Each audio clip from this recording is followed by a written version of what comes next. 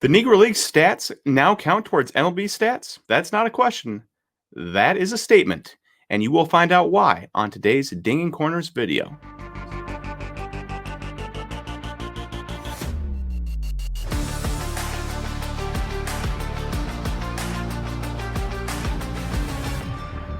Before we get too deep into this podcast, I want to talk to you about what Slabstocks has going on recently, and that is Slabstocks Breaks, our newest content section for you guys to enjoy, and that is correct. We will be breaking product. We had our first night last night, Wednesday, December 16th, I believe. Yeah, December 16th. And Aaron broke a lot of Mosaic basketball and Chronicles basketball. It was electric. We hit a Genesis Rui Hachimura. We have Genesis coming up. All right, DeAndre Ayton, Steph Curry,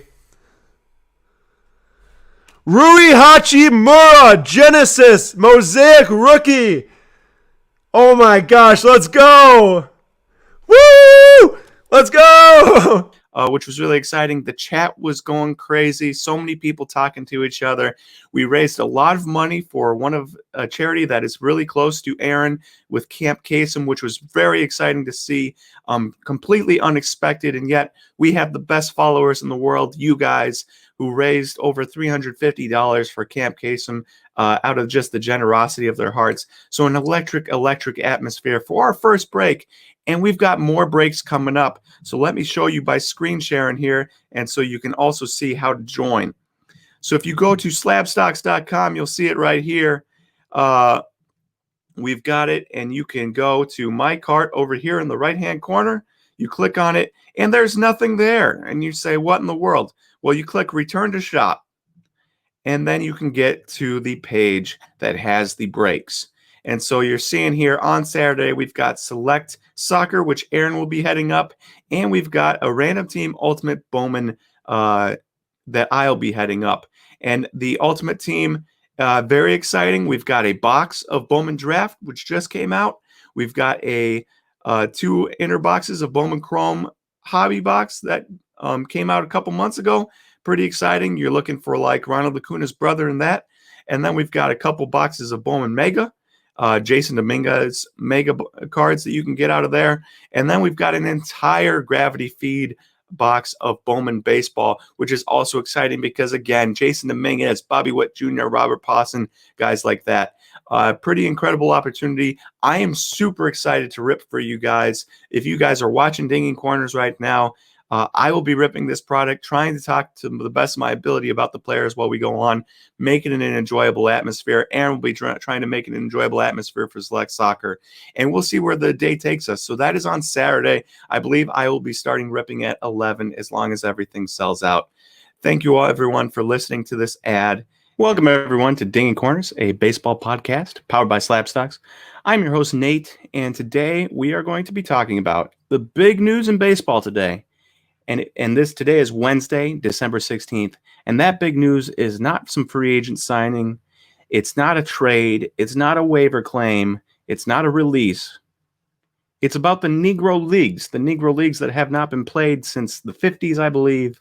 And yet here we are talking about the Negro Leagues today because MLB took an unprecedented step of making Negro League stats from 1920 to 1948 be equivalent to MLB stats. So it'd be like if Cool Papa Bell played in the major leagues, all his stats count from the Negro Leagues for MLB stats. This is official. This just happened today. Quite a big step. I know there's probably going to be some people that are upset because they're going to say, well, they didn't play in the MLB, so how can they have MLB stats? Well, how can you count MLB stats when they didn't have half the good players in the world playing? When you got guys like Jackie Robinson that played in the Negro Leagues and Satchel Paige and Cool Papa Bell. I'm going to bring him up again because he has the greatest name in the history of the world. And so I countered your argument with that argument. And how we're going to cover it today is that we got asked a question. It said, and I can pull it up on my phone, and it said, get Nate to talking about the Negro Leagues finally becoming MLB stats, and curious if and how it impacts vintage baseball. Now, I will be the first to admit that I am not a vintage baseball aficionado by any means. I'm really a modern baseball guy. I enjoy vintage stats. I like looking at guys like Ted Williams and Lou Gehrig, looking at the 1927 Yankees and just seeing how ridiculous they are with Babe Ruth and Lou Gehrig again, and just studying those guys. But I'm not big into it. It's funny. I just did some studying of Satchel Paige the other day, and he was worth 9 wins above replacement in his major league career, even though his major league career stemmed from, let's see, I have it up here actually. He got to the majors as a 41-year-old, and he last pitched in the majors as a 58-year-old. Which is absurd. Jamie Moyer, many of you remember, pitched in the majors when he was 49. He was pretty good up until his later 47, 48, 49 years, in which he kind of fell off. But Jamie Moyer had like a 4-win season as a 40-year-old. So similar, except that'd be like Jamie Moyer pitching 10 years later. It'd be Jamie Moyer pitching to now, actually, because I just looked up his age today, and he's 58. So Satchel Paige, unbelievable, 9 wins above replacement, and he pitched till he was 58 in the majors. One of those accomplishments we'll never see again. And so we get to add his stats now, not only his major league stats, but also his Negro League stats, which is very cool. So what I'm going to do is I'm going to screen share so you can see the guys' stats, and then we are going to be looking at their stats and see which guys' stats increased because of the Negro League stats, and if we think their prices are going to increase on their Leaf rookies or their Bowman rookies or their Topps rookies, whichever one they have. One thing I should note is that with this Negro League stats being added to their MLB stats is that they only take stats from up to 1948 and including 1948. So Negro League stats from 1949, 1950, 1951, 1952, and so on will not count towards Major League stats. So you'll notice that guys like Ernie Banks, stats don't count. Guys like Hank Aaron played in the Negro Leagues in 1952. Those stats will not be added to his all-time stats. They took up until black African-American players were playing in the MLB. Jackie Robinson, I believe, 1947 there. So that's what we're going to be doing. I will be screen sharing today. We've got a list of 5 guys. So I just took Hall of Famers that had stats that increased because of the Negro Leagues. One interesting thing is that most of the guys that played in the Negro Leagues and then played in the MLB, if they're really good, they're already in the Hall of Fame. So these stats aren't going to affect them that way. They already got the chance to be in the Hall of Fame. Even guys that never played in the MLB, like Cool Papa Bell, greatest name in the world, he did not play any MLB games, and yet he's in the Hall of Fame. So these stats added on will not affect that. But it may affect their card prices, so we're going to dive in and find out. And right away, we've got Willie Mays. Willie Mays is the first guy. So you see here, we've got his stats up, and we've got his Negro League stats. So you'll notice as a 20-year-old, he was in the MLB. As a 17-year-old, he was in the Negro Leagues. And so right away, you'll notice we're adding 16 hits and 2 doubles to his career stats. We do not have strikeouts. We do not have caught stealings in there. We've got 12 walks. I don't know if they have strikeouts recorded for history or if he's just getting his walks and his hits added to his totals. But you'll go down here and you'll notice that his 3,283 hits is now 3,299 hits, one away from 3,300. If he could only gotten one more hit that season, that'd have been amazing. But not to be the case. He does add 2 doubles, so he's got a nice round 525 there, which is not a round number, but it sounds round when you say zeros and fives, right? His average would probably drop like 0.0001%, so that's no big deal. Overall, though, Willie Mays' Negro League stats, even though they count towards his total, not really going to affect anything in the long run. Next, we've got Satchel Paige. And Satchel Paige's stats will affect his totals because you'll see here that he pitched in the Negro Leagues all the way up until he was 40. And then at age 41, he finally pitched in the MLB. I was reading about Satchel Paige, and they really said he was a gun for hire. He would travel around the country playing for any team that needed him because he was one of the best pitchers, and he would play for top dollar all over the place. You'll notice over here, though, that he did not pitch a ton of innings any of those years. They just didn't play a ton of games. in the Negro Leagues in those years. And so, talking about 160 innings, 106, 103, 141, those are the top innings. So if you go down here, he's got 1,828 innings in the Negro Leagues and 476 for like 2,304 innings or so, not including the minors in now MLB stats, which is really good. And he will get a nice 74 wins to his record. We don't care about wins today, so to speak, but it's nice to see that he was 28-31. Now that record will be significantly better. He's way better than a 475 win-loss record, and that 3.29 ERA is really good. They obviously didn't keep track of ERA here, at least on Baseball Reference, but Satchel Paige is one of the guys whose stats are really going to increase, and we'll look at card prices in a little bit. Next on the list is Monte Irvine, who was a left fielder and first baseman, and he played a number of years in the Negro Leagues. You'll see from 1938 until 1948, he played in the Negro Leagues, and then he went to New York and played for the Giants. And you'll notice that his stats also will go up quite a bit, because he's a 354, 393, 532 hitter with a 924 OPS. I read that his career average will go from 293 to 304, which is really big. And so that's a big accomplishment. He's going over 100 home runs. He's going over 100 doubles, both big, nice numbers. He's over 900 hits, not quite to 1,000. Obviously, some of these guys are Hall of Famers, and you're going to look at their stats as a total and say, how could they be a Hall of Famer? Well, if Monte Irvine was in the MLB and played the full slate of games instead of getting, 57, 135 in the Negro Leagues, we'd be looking at him a lot different than we are now. And you'll notice here, we're missing years 1942 to 1945. That's years when a lot of players, guys like Ted Williams, who were complete Hall of Famers and amazing, they went off to war. And I do not know if Monte Irvine went off to war. I'm not going to assume, but those years are missing. And so, who knows? Who knows how good he would have been if we'd have gotten those extra 3 years. 21.3 wins above replacement, but all these numbers are going up because he's getting added stats. Will that increase his price? I don't know. And then lastly, we've got Jackie Robinson. And Jackie Robinson, big time stats here in the MLB. Obviously, 297, 383, 427 as a rookie, 810, 820, 960. Jackie Robinson, obviously. But he only played 1 year in the Negro Leagues, as you can see.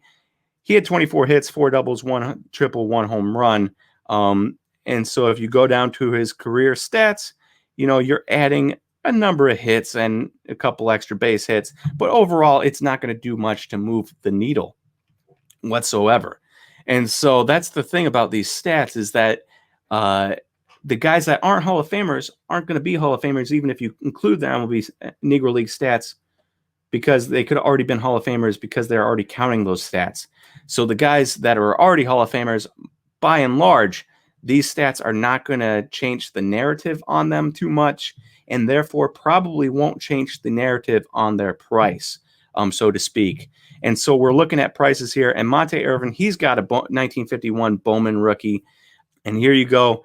We've got a PSA 2.5, I believe that says. Yeah, PSA 2.5, and it's autographed 10, and that was $209. And SGC3, $103. PSA 4, $90. So, Monte Irvine, not a big name guy. He does get some stats added to him. If it's going to affect anybody, it would probably affect somebody like him, maybe make him a little bit more recognizable. But how much is a PSA 4 going to go up? Nowadays, when people who want him are probably already buying him because they already care about his Negro League stats. Willie Mays, next on the list. We'll keep Satchel Paige for last. Obviously, Willie Mays, huge prices, almost $20,000 for a PSA 7. I can't even imagine what a PSA 10 would go for a Willie Mays 1951 Bowman rookie card. But an iconic card, one of the greatest. And, you're looking at a guy that only got added, what did we say, 12 hits? 12 hits from the Negro Leagues, 16 hits from the Negro Leagues. So while Willie Mays is one of the all-time greats, and I believe third on the list all-time in wins above replacement, his stats probably not going to move very much because of 16 added hits and 2 added doubles. And no added home runs, which is kind of unfortunate because it would have been really nice if he would have had some home runs added to his 500 some career home runs, 660.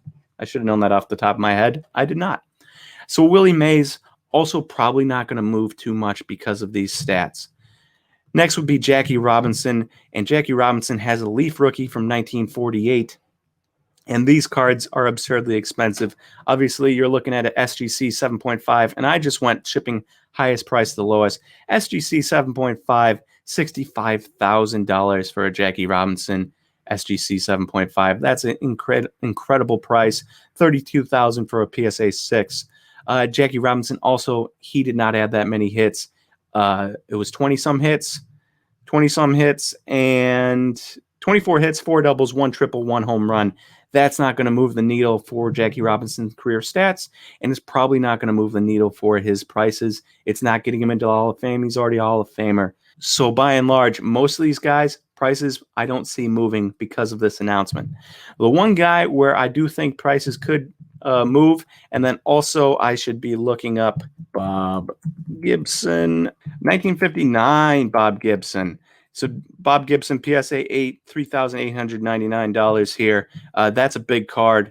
If he has a Bowman, and I will look it up real quick for you, we'll find out. He does not. So Topps is the card to get of Bob Gibson, and that's one guy also. I don't have his stats, but I do know that Bob Gibson, he would lead the league in highest batting average ever at 441, I believe it was, or 443, officially breaking, and he would be the last guy to hit in the 400s, officially breaking Ted Williams' record with this announcement. So that Ted Williams 406 that lasted forever is officially gone, and it's now Bob Gibson's record because of this announcement today, where Negro League stats count for the MLB.